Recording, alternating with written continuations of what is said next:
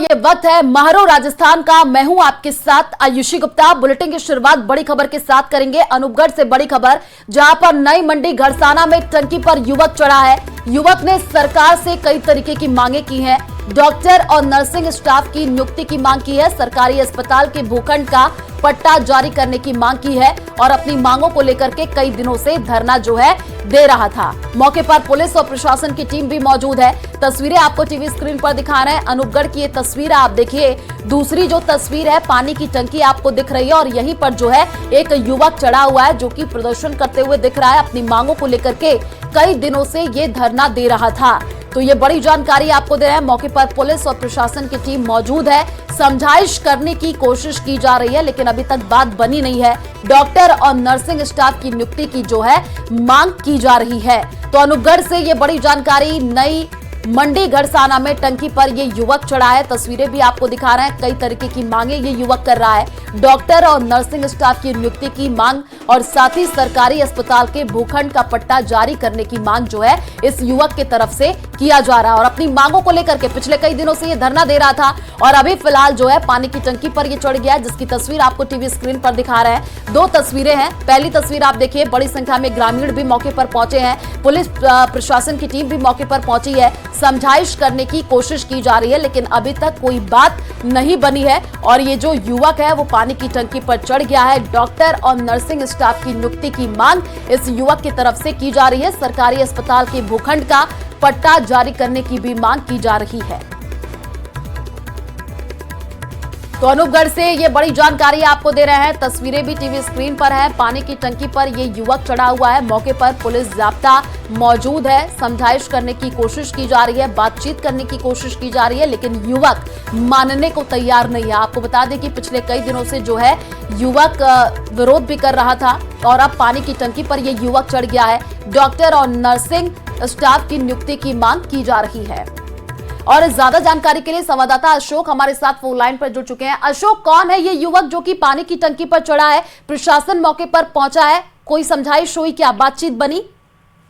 देखिए आयुषी, टंकी पर चढ़ा युवक मदन गैदर है, जो कि श्री गंगानगर अनूपगढ़ के घड़साना के बजरंग दल का अध्यक्ष बताया जा रहा है। साथ ही साथ ये युवक और इसके जो साथी हैं वो पिछले करीब 18 दिनों से अनूपगढ़ घड़साना के सरकारी अस्पताल के बाहर धरना दे रहे हैं और अस्पताल की भूमि का पट्टा जारी करने के साथ साथ अस्पताल में जो रिक्त पद हैं चिकित्सा कर्मियों के, चाहे वो डॉक्टर्स हो या नर्सिंग कर्मियों, उन पर चिकित्सा कर्मियों की नियुक्ति की मांग कर रहे हैं। पिछले काफी दिनों से धरना चल रहा है। यहाँ तक कि कभी खून से मुख्यमंत्री के नाम पत्र लिखे गए, तो कल ही इन्होंने अर्धनग्न होकर प्रदर्शन किया, लेकिन बावजूद इसके जब कोई सुनवाई होती हुई नहीं दिखाई दी, तो आखिरकार बजरंग दल का अध्यक्ष मदन गैदर आज टंकी पर चढ़ गया और अलसुबह से ही टंकी पर चढ़ा हुआ है। जैसे ही पुलिस को सूचना मिली कि मदन गैदर नाम का युवक पानी की टंकी पर चढ़कर प्रदर्शन कर रहा है, तो उसके बाद तमाशबीनों की भीड़ लग गई। पुलिस प्रशासन मौके पर पहुंचा हुआ है और समझाइश में जुटा हुआ है, लेकिन टंकी पर चढ़े मदन गैदर का कहना है कि जब तक उनकी मांगों को लेकर कोई कार्रवाई नहीं हो जाती तब तक ना तो वो अपना धरना बंद करेंगे और ना ही टंकी से नीचे उतरेंगे। ठीक है अशोक, आप नजर बना करके रखिए। शुक्रिया तमाम जानकारी साझा करने के लिए।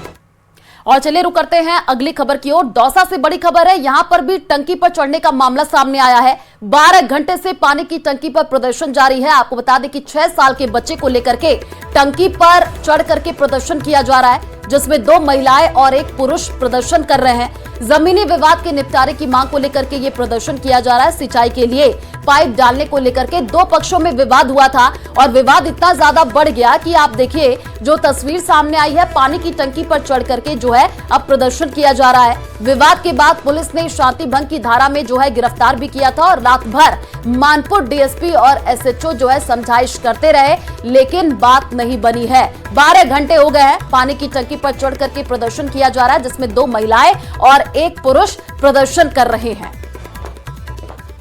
हमारी जमीन जो संपत्ति है अलग, उनसे वो खाली नहीं कर रहे हैं और ये है जो जमीन का विवाद है, जमीन और उड़ा नहीं हटा रहे हैं।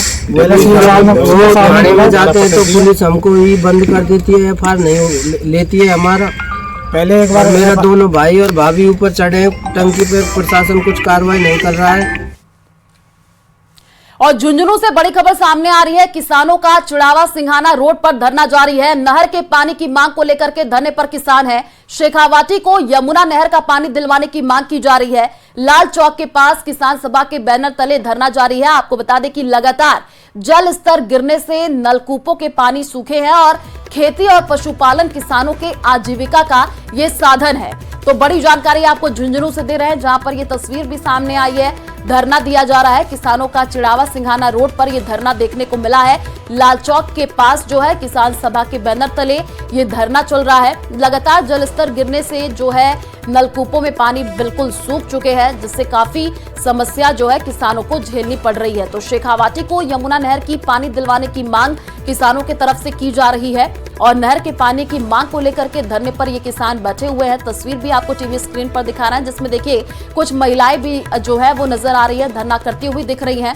और जो है लाल चौक के पास किसान सभा के बैनर तले ये धरना जारी है। हम यहाँ पर पानी का आंदोलन चला रहे हैं और पानी जीवन के लिए बहुत जरूरी है और जब तक पानी हमको नहीं मिलेगा हम बड़े आंदोलन की घोषणा करेंगे।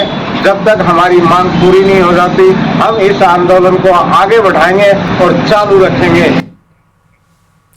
अलवर से बड़ी खबर आपको बता दें, आर्यनगर में डकैती। बुजुर्ग दंपति को बंधक बना करके डकैती की गई है।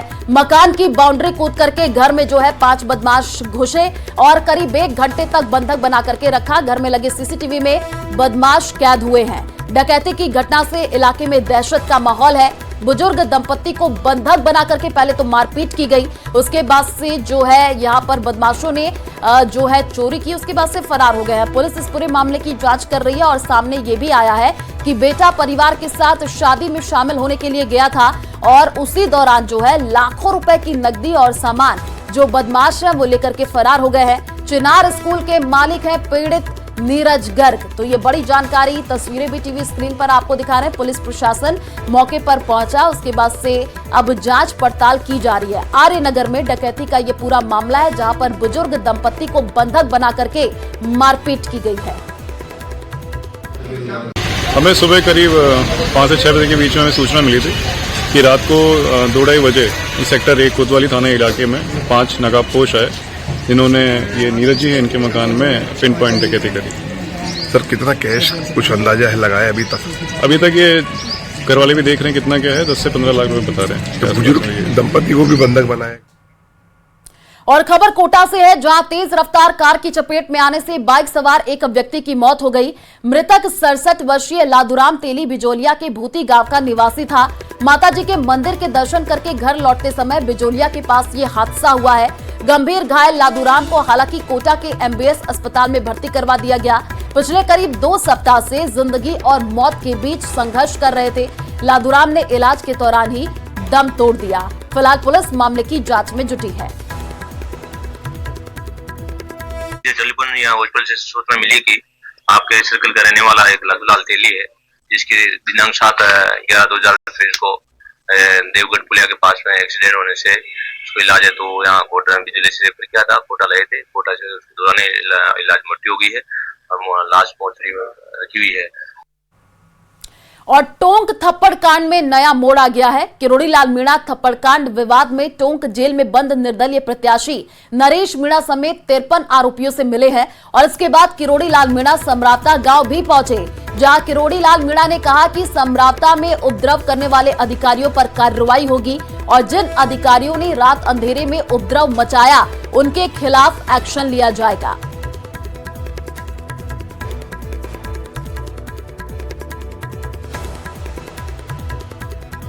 देखो, मीडिया का भाई भी वैसे ही महत्वपूर्ण है जैसे जुडिशरी है, जैसे लोकसभा है, विधानसभा है। अब कोई माना ऐसे भी होते हैं कि कोई उल्टी सीधी बात लिख दें तो उस पर नाराज होने की जरूरत नहीं है। अब ये ज़्यादा आपके गांव में आएंगे भी नहीं, नेता आते जब आएंगे, वैसे आएंगे नहीं। और सरकार की तरफ से जिन अधिकारियों ने जो गलती की है, रात के अंधेरे में जो यहाँ बवाल मचाया, उनके खिलाफ कार्रवाई होगी। जितना भी नुकसान हुआ है किसी का, चाहे वह वाहनों का हो, चाहे मकान का हो, चाहे कोई और प्रॉपर्टी का हो, उस सब की भरपाई सरकार करेगी और निर्दोषों को गिरफ्तार नहीं किया जाएगा। चूंकि गिरफ्तार हो गए तो उनकी जमानत तो अदालत से होगी। देखो ऐसा है, लीपा पोती का तो सवाल नहीं उठता,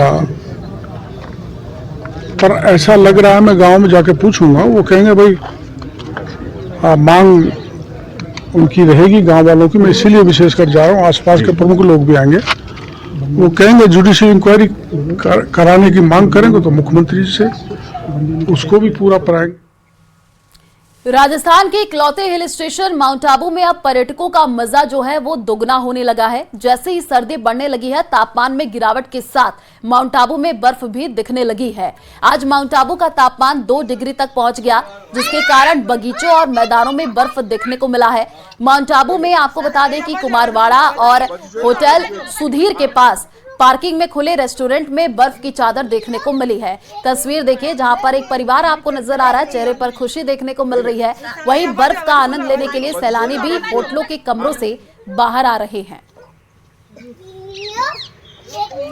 तो 2 तस्वीरें हैं टीवी स्क्रीन पर माउंट आबू के, आप देखिए, जहां पर तापमान 2 डिग्री तक पहुंचा हुआ है और जो पर्यटक पहुंच रहे हैं वो भी जो है मौसम का लुत्फ उठाते हुए दिख रहा है। परिवार है एक। दूसरी तस्वीर देखिए, छोटे छोटे बच्चे हैं, बर्फ से खेलते हुए नजर आ रहे हैं, चेहरे पूरी तरीके से खिले हुए हैं।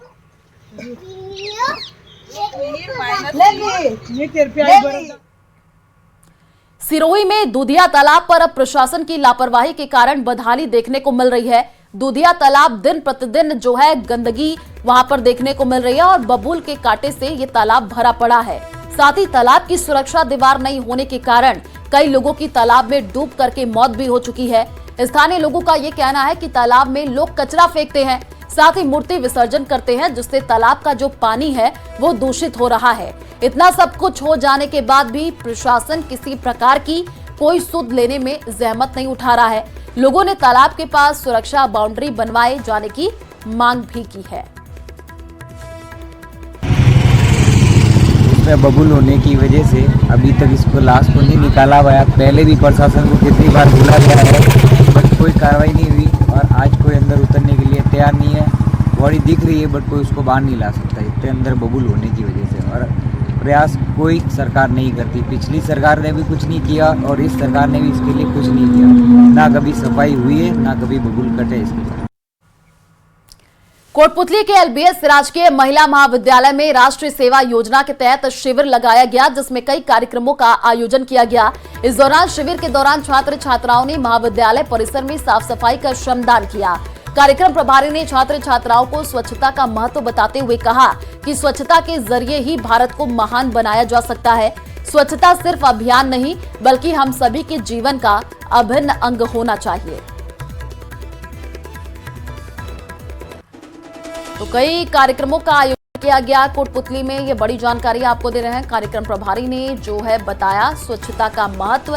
एलबीएस राजकीय महाविद्यालय में शिविर का आयोजन किया गया, जिसकी तस्वीरें भी आपको टीवी स्क्रीन पर दिखा रहे हैं। देखिए, सफाई अभियान चलाया जा रहा है, जहां पर छात्र छात्राओं ने साफ सफाई की।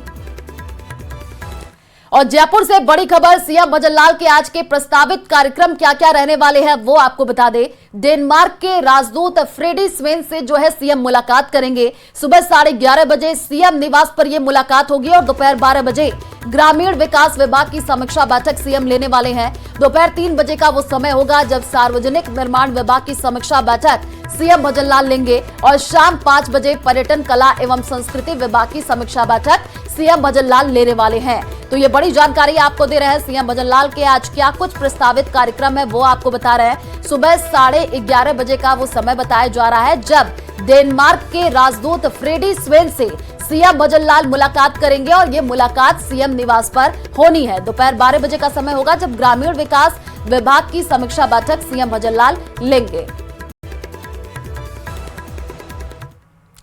जयपुर के बिरला ऑडिटोरियम में आयोजित एक कार्यक्रम के दौरान संघ के सह कार्यवाह अरुण कुमार ने बड़ा बयान दिया।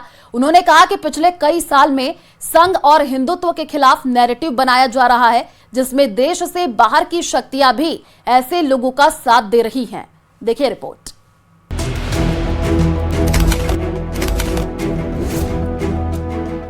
संघ से सर कार्यवाह अरुण कुमार का बड़ा बयान। सारे देश के अंदर उन्होंने जो नैरेटिव बेस्ड मूवमेंट खड़े किए, योजनाबद्ध ढंग से उनका एक पद्धति चलती है, फ्रेमिंग, प्रोपेगेशन, इमोल्यूशन। बनाया जा रहा है संघ हिंदुत्व के खिलाफ माहौल। सारे देश के अंदर उन्होंने तय कर लिया ये भारत का देशभक्ति का विचार ये क्या है, मेजोरिटेरियन है, ये फासिस्ट है। विदेशी ताकतें कर रही हैं ऐसे लोगों की मदद। मौका था जयपुर में आयोजित दीनदयाल स्मृति व्याख्यान के कार्यक्रम का, जिसमें सीएम भजनलाल शर्मा को लेकर डिप्टी सीएम दिया कुमारी, बीजेपी प्रदेश प्रभारी राधा मोहन अग्रवाल, प्रदेश अध्यक्ष मदन राठौर समेत कई मंत्री, विधायक और संघ पदाधिकारी मौजूद थे। इस मौके पर संघ से सरकारवा अरुण कुमार ने बड़ा बयान दिया। उनका कहना था कि पिछले कई साल से कुछ लोग संघ और हिंदुत्व के खिलाफ नैरेटिव बनाने में लगे हैं, जिसमें उनकी मदद विदेशी ताकतें भी कर रही हैं। समाज में इन संगठनों के प्रति बढ़ता विश्वास, समाज में हिंदुत्व को जानने, पहचानने, समझने, उसके आधार पर जीने की इच्छा है। ये जो सारे देश के अंदर ये जो तीनों विचार, तीनों बातें बढ़ती है, ये उनको चुनौती ध्यान में आती है। और इसके लिए उन्होंने ये जो आज लड़ाई है, 3 तरह के मूवमेंट शुरू किए, narrative based movement, ground activities based movement, electoral movement. किसी को भी एक आरोपित कर दीजिए, कुछ बात उस पर चिपका दीजिए, उसको प्रचार के माध्यम से समाज में ले जाइए और फिर लगातार बोलते जाइए। बहुत सारी बातें आप सुनते हैं ना आजकल, वो संघ तिरंगा का विरोध करता है, संघ संविधान का विरोध करता है, ये तरह तरह की बातें, वो कुछ आरोप चिपका दीजिए।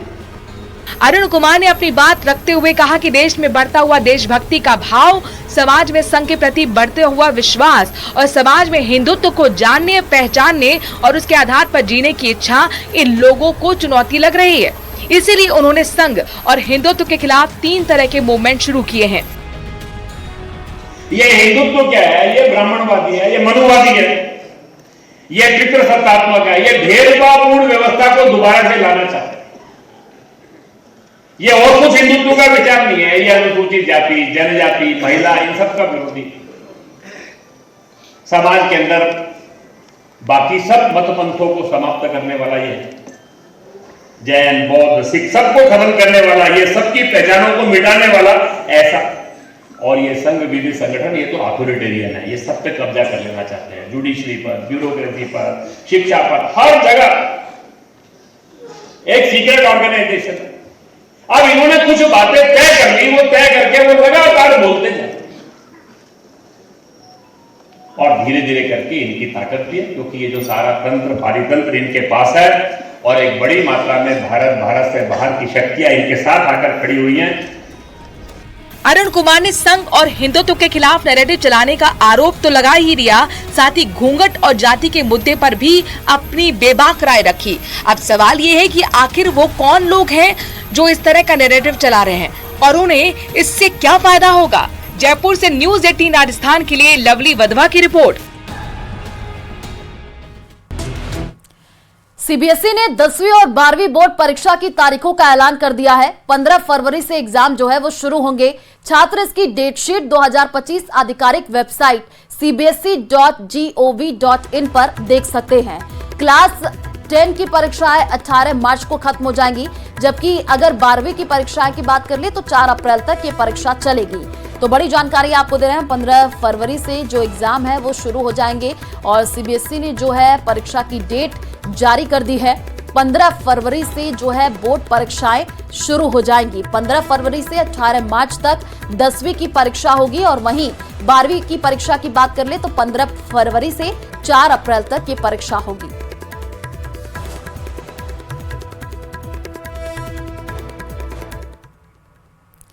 पाली जिले के बांगड़ अस्पताल में धूल फाक रहे ऑक्सीजन प्लांट को लेकर न्यूज़ 18 की खबर का बड़ा असर हुआ है। अस्पताल अधीक्षक की सख्ती के बाद 7 दिन के भीतर ही बंद पड़े ऑक्सीजन प्लांट फिर शुरू कर दिए गए हैं। आपको बता दें कि कोरोना काल के दौरान अस्पताल में ऑक्सीजन की अतिरिक्त व्यवस्था के लिए 3 ऑक्सीजन प्लांट लगाए गए थे, लेकिन देखरेख के अभाव में पिछले 6 माह से 2 प्लांट बंद पड़े हैं और मरीजों के लिए ऑक्सीजन भी बाहर से खरीदनी पड़ रही है, जिसको लेकर न्यूज़ 18 ने प्रमुखता से इस खबर को दिखाया और उसके बाद से आपको बता दें कि खबर का असर देखने को मिला है। तो ये जो तस्वीरें आपको टीवी स्क्रीन पर दिखा रहे हैं, आप देखिए ये वही ऑक्सीजन प्लांट है कोरोना काल में जो थे और अब जो है सख्त निर्देश दिए गए हैं।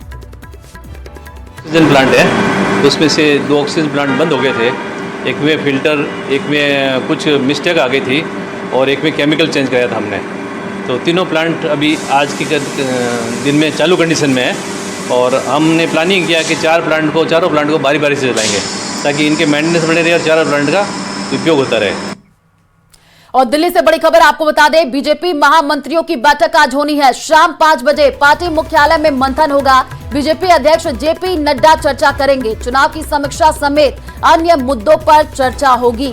तो ये बड़ी जानकारी आपको दिल्ली से दे रहे हैं, जहां पर आपको बता दें कि बीजेपी महामंत्रियों की आज बैठक होने जा रही है। शाम 5 बजे का वो समय होगा जब पार्टी मुख्यालय में मंथन किया जाएगा।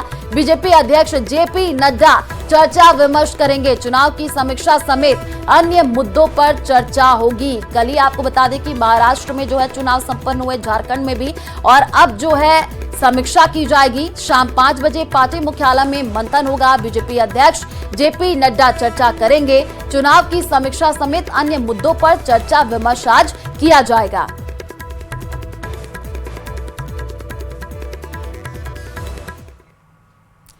बालोतरा पुलिस का बड़ा खुलासा। आपको बता दें कि सेक्स टॉर्शन गैंग का पर्दाफाश हुआ है। 2 महिलाओं सहित 5 को गिरफ्तार किया गया है। बाड़मेर के युवक को शिकार इसने बनाया और पुलिस जो है अब गिरोह से पूछताछ कर रही है। कई खुलासे होने की संभावना जताई जा रही है।